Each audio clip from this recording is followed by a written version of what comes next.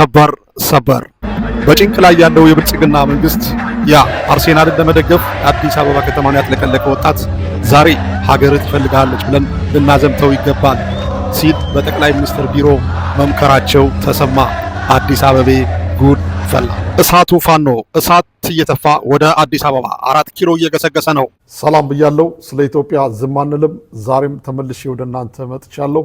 እንግዲህ የሀገራችን ጉዳይ እንቅልፍ የሚያስተኛ አይደለም። በአጠቃላይ እረፍት የሚሰጥ ሳይሆን እረፍት የሚነሳ ነገር ነው እየሰማን እያየን ያለነው ነገር። የአብይ አህመድ የድሮን ድብደባውን በጣም በከፍተኛ ደረጃ አጠናክሮ ቀጥሏል። እንዲሁም ንጹሃንን የመጨፍጨፍ ሂደት በተለያዩ በኦሮሚያ በተለይ ገዳ ኮማንዶ የሚባሉ ለዚሁ ተብለው የተዘጋጁ ኮማንዶዎች፣ ይህ በጣም እጅግ አሳፋሪ ነው። ህዝብና ህዝብ ነገ ከነገ ወዲያ አብሮ የሚኖር የሚቀጥል ነው። ስለዚህ እኔ የኦሮሞ ህዝብ እዚህ ጋር ልብ ቢልና እነኚህን በክልላቸው ውስጥ በዛው በብዛት የኦሮሞ ህዝብ በሚኖርበት መካከል መሃል ውስጥ ያሉ የአማራ ተወላዶች በተለይ ሊጠብቋቸው ይገባል። እነኚህ ሰዎች ምንም አያውቁም። እንደዚህ ከትናንትና ወዲያ የተገደሉ 3 ወጣቶች በጣም ያሳዝናል።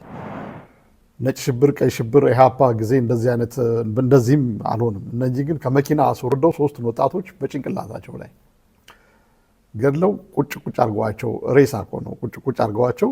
በጣም ያሳዝናል። የዚህ ልክ ጭካኔ፣ በዚህ ልክ እንዴት ነው አብረን እንዳንኖር እኮ ነው እየተደረገ ያለው ጎበዝ። የአብይ አህመድ መንግስት በጣም በከፍተኛ ሁኔታ ግፍ ነው የሚፈጽመው። ያለው አቅም ጉልበት ይሄና ይሄ ብቻ ነው፣ ንጹሃንን መጨፍጨፍ።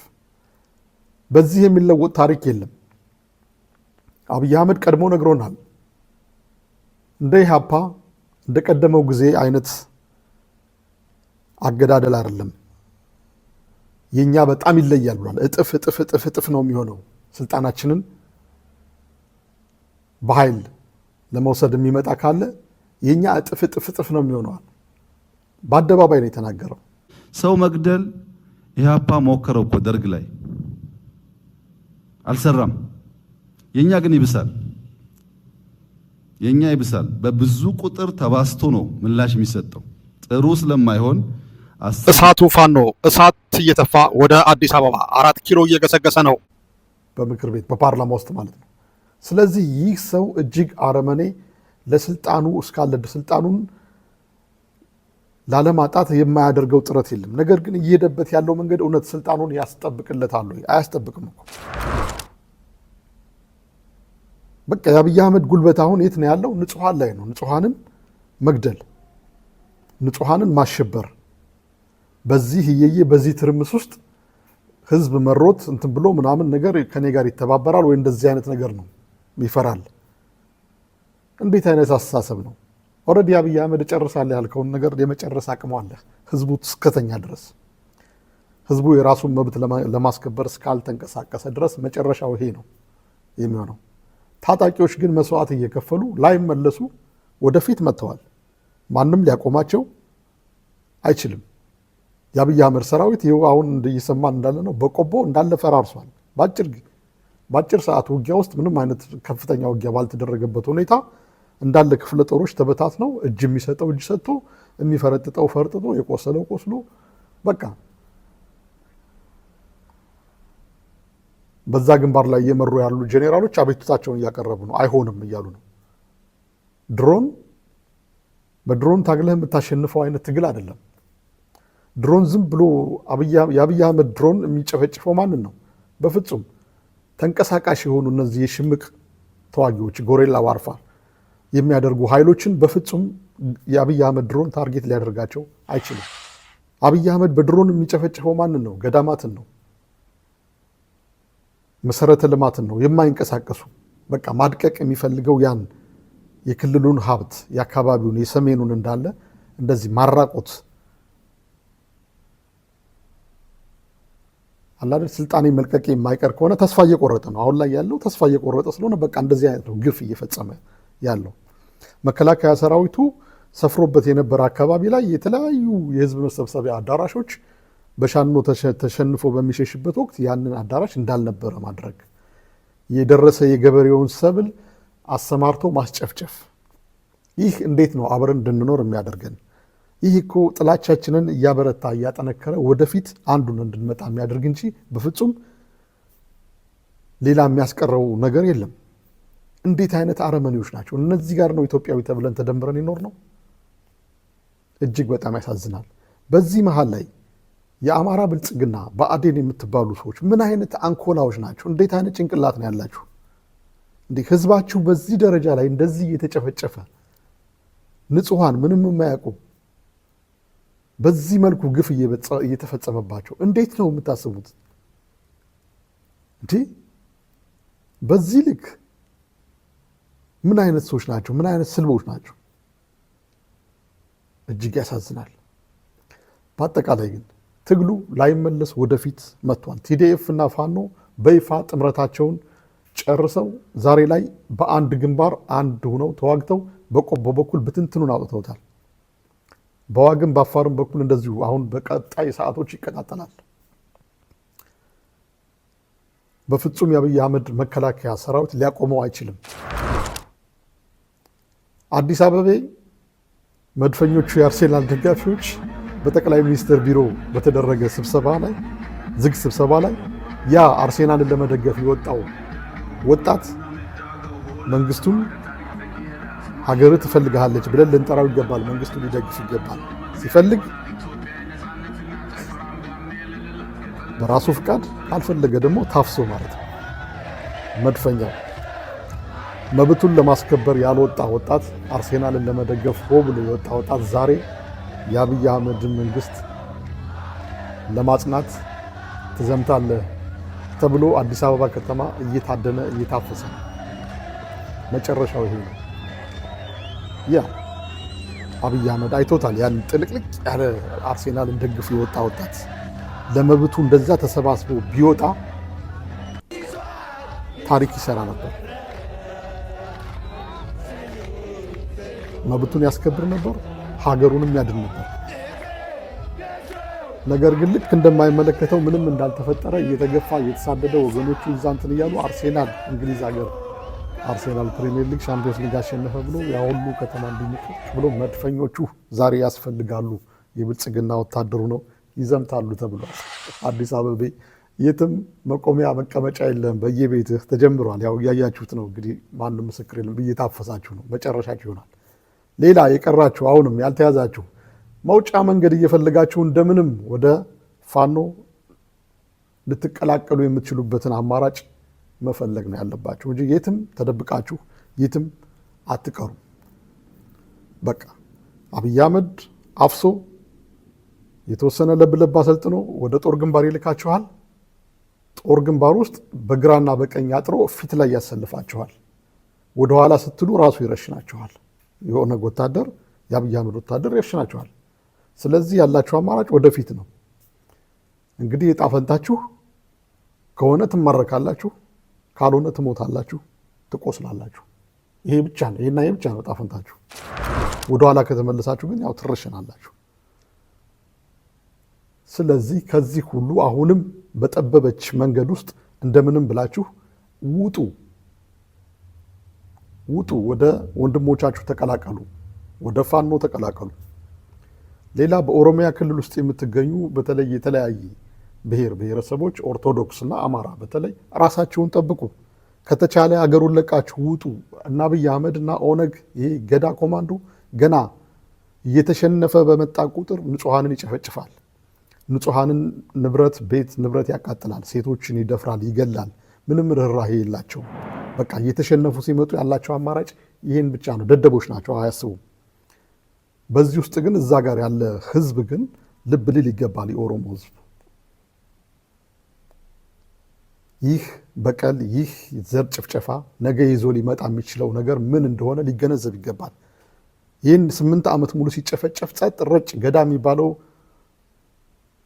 ህብረት ሽማግሌዎች ምንም አይነት የማስገደድ የመምከር ስራ እየሰሩ አይደለም። ከአብይ አህመድ ጎን ሆነው እያጨበጭቡ ያሉት ከደም አፍሳሽ ጋር የሚቆም ሁሉ ዋጋ ይከፍላል፣ ፍትህ ይካሄድበታል። ይህ በጣም ከባድ ነው። ስለዚህ በተለይ በኦሮሚያ ውስጥ ያላችሁ የተለያየ ብሔር ብሔረሰቦች፣ ጉራጌዎች፣ አማራዎች፣ ሌላም የደቡብ ተወላጆች ሳይቀሩ እነኚህ አውሬዎች ናቸው፣ ይጨፈጭፏቸዋል። በተለይ ገዳ ኮማንዶ ተብሎ እንትን ያለው ለዚሁ ጉዳይ እየተዘጋጀ ነው እንጂ ተዋግቶ የሚያሸንፈው የለም። የኦሮሞ ወታደር በፍጹም ተዋግቶ ሊያሸንፍ የሚችለው ኃይል የለም። በተጨባጭ እያየን ያለነው ነገር ንጹሐንን ቤት ንብረት፣ ሰብል ማቃጠል፣ ማውደም፣ ህፃናትን መረሸን፣ ቤተ እምነቶችን ማውደም፣ ይሄና ይሄ ብቻ ነው። ከዛ ውጭ ያለፈ እንደ ጀግና ግንባር ሂደው ተዋግተው ድል የሚያደርጉበት ነገር የለም። እጃቸውን ወደ ላይ ከፍ አድርገው ሲማረኩ ነው የምናየው። እነ ብርሃኑ ጁላም የዚሁ ሰለባ ናቸው። ህወሓት ነው ይዞ መጥቶ ለዚህ ያደረሳቸው። ዛሬ ህወሓት ይህን በራሱ ጥፋት በደረሰበት ውድቀት ዛሬ እንደገና ከፋኖ ጋር ተደምሮ ወደፊት እየመጣ ነው። የግድ ነው። የትግራይ ህዝብ ብዙ መስዋዕትነት ከፍሏል። ህወሓት በ27 ዓመት ገነባኋት ያለትን ትግራይ አብይ አህመድ ሂዶ በሻሻ አድርጓታል። ስለዚህ አብይ አህመድ 4 ኪሎ ቁጭ ብሎ የህወሓት ነባር ታጋዮችም ሆነ የትግራይ ወጣቶች ቁጭ ብለው በሰላም ሊቀመጡ አይችሉም። ዋጋውን ሊያገኝ ይገባል። አብይ አህመድ በአማራ ህዝብ ላይ ይህን ነው እያደረገ ያለው። እርስ በርስ አባልቶ አጋጭቶ ይህን ነው እያደረገ ያለው። ከኤርትራ ጋር አስፈላጊውን ነገር የምታገኙትን ጥቅማ ጥቅም ሁሉ ማግኘት መብታችሁ ነው። አይደለም እናንተ ታጣቂዎች፣ ሽምቅ ታጣቂዎች፣ አማጽያን፣ ራሱ መንግስት ተብዬው የኤርትራ መንግስትን ጋብዞ ነው የኢትዮጵያን ህዝብ ያስጨፈጨፈው፣ የትግራይን ህዝብ ያስጨፈጨፈው፣ ገዳማትን፣ መሰረተ ልማትን ሁሉ ያስወደመው፣ ሴቶችን በሰልፍ ያስደፈረው። ስለዚህ እናንተ አማጽያን ይህን ለማድረግ ይህን አምባገነን ስርዓት ይህን አውሬ ሰውዬ ለመገርሰስ ይህን ስርዓት በአጠቃላይ ለማፍረስ ከኤርትራም ከሱዳንም ከሶማሌም ከማንኛውም ሀገር በኢትዮጵያ የሚደራደር አይደለም። የሽምቅ ተዋጊው የአርበኛ ልጅ ነው፣ የአባቶቹ ልጅ ነው። ይህ አውሬ ግን ለቀጠናው በአጠቃላይ አስፈላጊ ስላልሆነ በቀጠናው ያሉ ሀገሮች ሁሉ የሚያቀርቡትን እርዳታ የመቀበል መብት አላችሁ፣ ተቀበሉ። አስፈላጊውን ድጋፍ ሁሉ ብቻ እንዲሰጧችሁ ነው የምንፈልገው።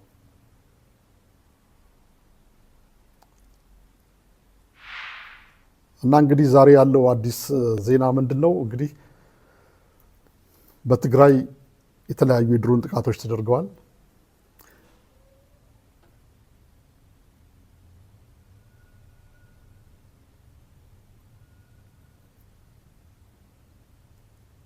በጎንደርና በወሎ እንደዚሁ ከፍተኛ ድል ተገኝቷል። በጎጃምም እንደዚሁ። በአጠቃላይ የአገዛዙ እንዳለ እየፈራረሰ ነው ያሉት። አሁን መተማመኛ አንድና አንድ ድሮኖች ናቸው። ድሮኖች ደግሞ ይህን የሽምቅ ታጋይ ማቆም አይችሉም። በፍጹም አይቻላቸውም። ምክንያቱም ታርጌት ማድረግ አይችሉም። ድሮን አስነስተህ ትልካለህ፣ ታጣቂውን በፍጹም ልታገኘው አትችልም። የምጨፈጭፈው ሰራዊቱን ነው። ስለዚህ ትግላችን ይቀጥላል። አዳዲስ ዜናዎች አሁን ምሽቱም ላይ የሚመጡትን ወደ እናንተ የምናቀርብ ይሆናል። በተደጋጋሚ እየተመላለስን የአማራ ህዝብ የትግራይ ህዝብ ያሸንፋል። በአጠቃላይ ፋኖና ቲዲኤፍ በከባድ በሀያል ክንዳቸው ወደፊት እየመጡ ነው። ማንም ሊያቆማቸው አይችልም። በአጠቃላይ የአብይ አህመድ ጄኔራሎች ከህወሓት ጄኔራሎች ጋር ግንኙነት እንዳላቸው እየሰማን ነው። ምክንያቱም ያሰለጠኗቸው እዚህ ያደረሷቸው ሁለመናቸውን የሚያውቃቸው እነሱ ናቸው። ያላቸው አማራጭ እየተወያዩ ነው። ምንም ይሄኛው እዚህ ጋር ያለው ምንም የሚሰማ ድንጋይ ነው። በአጠቃላይ የለም። መሸነፉን ሊያቅ አይገባም። ህዝብ አልቆ ሁሉ ነገር እስኪያልቅ ድረስ ሙቱ ሁሉም ሬሳ እስኪሆን ድረስ እቀመጣለሁ ነው እንጂ በቃ እንደዚህ ፈራርሽ ያለው ቶሎ እንትን ላለው አይደለም እያለ ሀሳቡ ደደብ ነው ሰውየው። ሁሉም ፈራርሶ ሁሉም ሬሳ እስኪሆን ድረስ ግን ሁሉም ሬሳ አይሆንም። ሁሉም ሬሳ ሳይሆን አብይ አህመድ ሬሳ ይሆናል ወይ ደግሞ ወደ ዱባይ ይሄዳል። ያለው እንግዲህ ቤንዛሚን ነው። እንጀራ እናቱ የቤንዛሚን እናት ነች አይደል? ወደዛ ነው ሊሰደድ የሚችለው። ከዛ ውጭ ግን በአጠቃላይ ትግሉ አሁን በከፍተኛ ደረጃ ተቀጣጥሎ ወደፊት መጥቷል። የአፋር ኃይሎችም እንቅስቃሴ ጀምረዋል። ኦነግም በዛ በኩል እንቅስቃሴ ጀምረዋል። ሌላ እነ ጸጋዬ አራርሳ እየወጡ የሚቀደዱት አይነት ነገር ነው። በኦሮሞ ወሎ የኦሮሞ ነው ይላሉ በስሙ ምናምን ወሎ እንደዚህ። ይህ የማይሆን ቅዠት፣ ከቅዠት ውጡ። ወሎ የኦሮሞ ሊሆን አይችልም። ወሎ የማንም ሊሆን አይችልም። ወሎ ኢትዮጵያ ነው፣ ኢትዮጵያ ነው። ከሆነም ደግሞ አማራ ነው የሚችለው። እኛ ግን በዚህ አይነት ስሌት አይደለም ያለ ነው እየተዋጋን ያለ ነው። ይህን ስርዓት ለማፍረስና ኢትዮጵያን እንደ አዲስ መልክ ለማስያዝ ነው። በዚህ በኢትዮጵያን ስብስብ ውስጥ ኦሮሞ ይካተታል። የስ ይካተታል። ብዙ ኦሮሞዎች ኢትዮጵያዊነትን ይፈልጋሉ።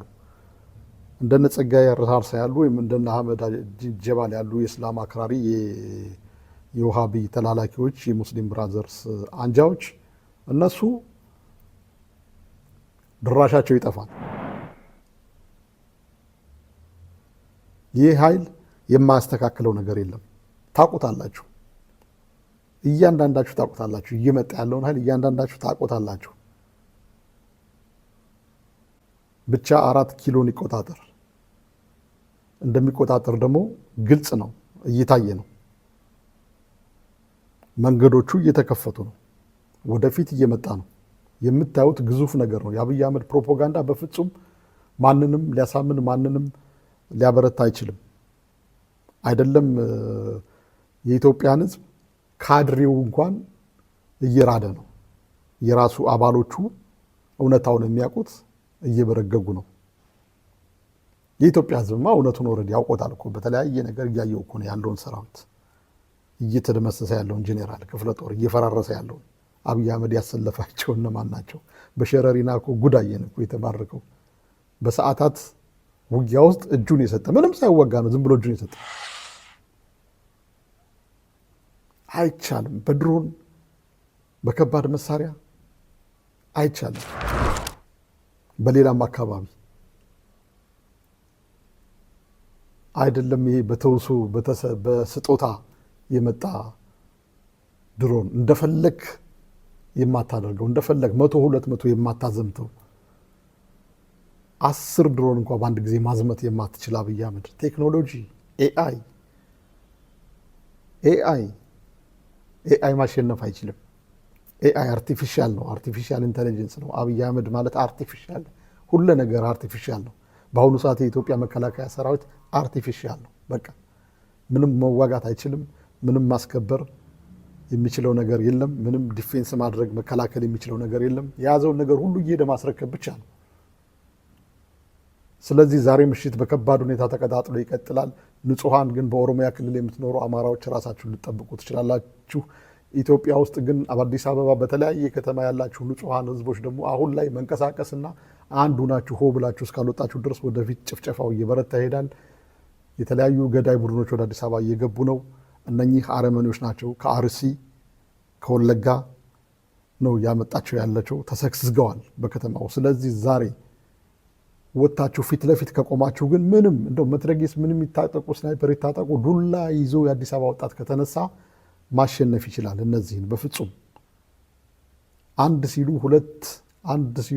ሁለት ሲሉ አንድ የሚመልስባቸው ካለ በፍጹም ደፍረው አይሄዱም። ሞት እንዳለ ሲገሉ መገደል አለባቸው። ሞት እንዳለ ሲያውቁ ይፈራሉ። ፈሪዎችም ናቸው። ህዝቡ እስከተኛ ድረስ ግን ይጨፈጨፋል፣ ይረሸናል። ከኢሃፓ የበለጠ እንደ ኢሃፓ ሳይሆን ከኛ ይብሳል እጥፍ ነው ብሎ ነግሮሃል። ስለዚህ ዛሬ ባለችው ትንሽ ሜዳ ላይ ነው መንቀሳቀስ ያለባችሁና መብታችሁን ልታስከብሩ የምትችሉት ማለት ነው። አሁን ያለቻችሁ ሜዳ አሁን በጣም ትንሽ ናት። ጠባብ ብትሆንም ግን በቂ ነች። ሆ ብላችሁ ፈንቅላችሁ መውጣት ከቻላችሁ ጠባብ ብትሆንም በቂ ነች። በተለይ የአዲስ አበባ ህዝብ ማጥለቅለቅ ይችላል። ካልሆነ ልጆቻችሁን ታጣላችሁ። ተደብቆም የሚዘለቅ ነገር አይደለም። ይህ መንግስት እያፈሰ በቀጥታ ይስዳችኋል። ስለዚህ እሰቡበት። ስለ ኢትዮጵያ ዝም አንልም። ምሽት ደግሞ አዳዲስ ነገር ካለ ተመልሰን